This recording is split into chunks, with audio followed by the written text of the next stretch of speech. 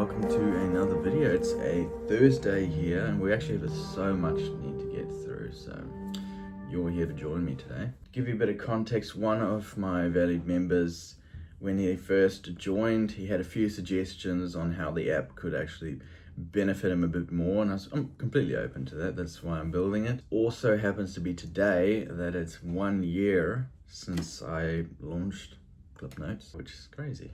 1 year already.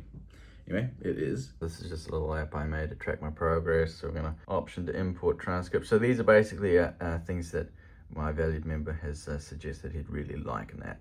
All right, there we go. So I've added it. We've got a birthday at first birthday. Let me show you. So I wanted it to be subtle because not many people are really going to care, but I would like to share it with my valued members. So it's going to be in the changelog, which by the way is new. So I don't think, it's okay. Now we can tick this one off. Ah, that's just great. Next work block started. Which one are we going to do? I'm fixing this here. Oh, that was easy. Now it says manage media. So time to tick it off. Best part. Well, I think I'm going to tackle this one now. Add an option to import transcripts. So, you know what? Now that I think about it, that's probably not something I can tackle right now. So let's go with another one. Let's go with range selection. So basically what this user means is I'll show you. So when you've selected a video, let's just select something random again. When you go to add a comment, you can't really select multiple places. You can just select, hang on, YouTube. You can only select one point in the video. And then your comment will be tagged to that point. But if we can go like there, then you press I or something in your keyboard and then here for out. All right, so I've done it. I've just finished. I've added range selection. Let me show you how that works. So here you've got your video, and nothing new here, but now you can select an endpoint and press I on your keyboard, then select an out point, press out on your keyboard, then you can see it creates that little range. Add your comment, we'll just go test, boom. Now you've got a nice little range selection. It looks easy, but like, that was actually really hard to implement, but we did it. So you know what we can do then. That was about an hour and 20 minutes. So in that block and tick. Great, we're making good progress actually. So before I select another task from this to-do list, I'm going to post to our Discord community and just share some of the changes that we made this morning because I did test them and now push them live. Yeah, it's just a good way to sort of keep engaged with the community of users. This is something you should definitely do. I say it often, maybe not often enough, is creating a community around your product, even before you've created it. That's just gonna help you in the long run. So now I've just posted it. I'll share with you what I wrote. So I just posted into our Discord community. We've got a few people here. How many? 17? Oh, yeah, okay. So 20 odd there. Just said, yeah, this is new, and it's got a little video sort of showing exactly how it works. I didn't put too much effort into it, but I think it just shows, what it can do.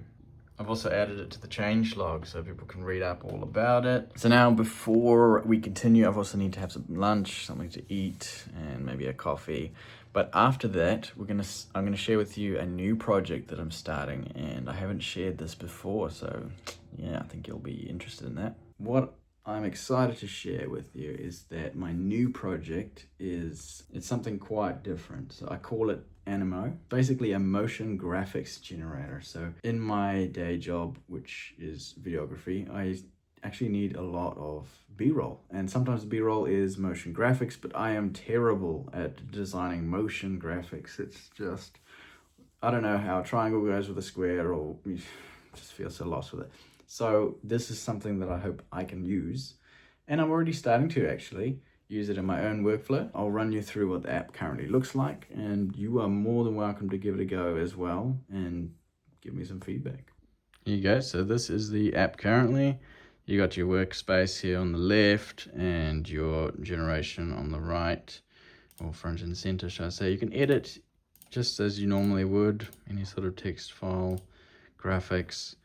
Got a library of options here. These are just some templates I've designed, but you can generate your own. So that's the beauty of it. Different formats, depending if you want it smooth or maybe to match your timeline. And you can see it's pretty good, you know, for something that's just a bunch of code in the background. So you can also make revisions here. You can see your editing and existing animation. So if you type something new here, it's gonna send this generation to the model and it'll build on top of that or change as you like. But you can also start a new one if you like. So these are some of the ones that I've sort of built myself. I thought this was quite cool. You know, and that you can export that as an MP4. Just renders here in your browser. It's beautiful.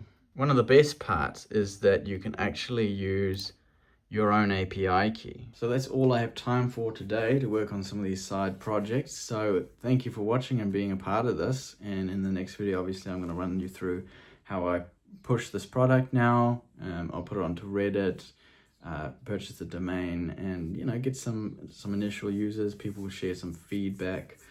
And yeah, no, that I'll be sharing all of that with you. So, you know, if you're building something yourself or you're interested in how I'm getting along with my projects, then yeah, feel free to stick around, and thank you for being a part of this.